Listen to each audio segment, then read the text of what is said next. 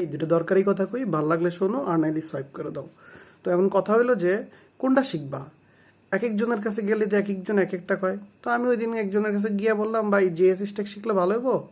এগুলো যে না, এদিকে এটা শিখলে ভালো হইতো না, কারণ হচ্ছে যে এখানে বহুত কামলা দেওয়ায় টাকা দেয় কম।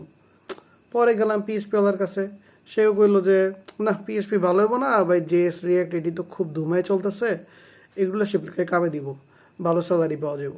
তো এর থেকে কি বুঝলা, যেটা ভাল লাগে ভাই এটা শিখো। আর দরকারে এআই শিখো, এআই শিখলেও কাজে দিব। চাইলে পিএইচপিও শিখতে পারো এখন, কিন্তু পিএইচপি ওল্ড ভাই। আমি সেই ভার্সিটিতে পড়ার আগের থেকে শুনতেছি, আরো 5-10 বছর ধরে শুনতেছি পিএইচপি ড্যাড, পিএইচপি ড্যাড। ভাই দেখতেছি না তো এখনো মরতে। এই যে তুমি মার্কেটে যাও, সুপার শপে, সব সফটওয়্যারের ভিতরে কিন্তু পিএইচপি ইউজ হয়। তো এখন লারাভেল আছে, চাইলে শিখতে পারো। চাইলে রিয়েক্ট, নেক্সট জিএস, ব্যাকএন্ড এগুলো শিখতে পারো। ফ্রন্ট এন্ডটা যেহেতু এআই করতে পারতেছে, সো ভাই বৈশা দেখো না ভাই, কিছু একটা শিখো, কাজে দিব। যখন শিখবা দেখবে কনফিডেন্সও বাড়বো, স্কিলও বাড়বো। আল্লাহ হাফিজ।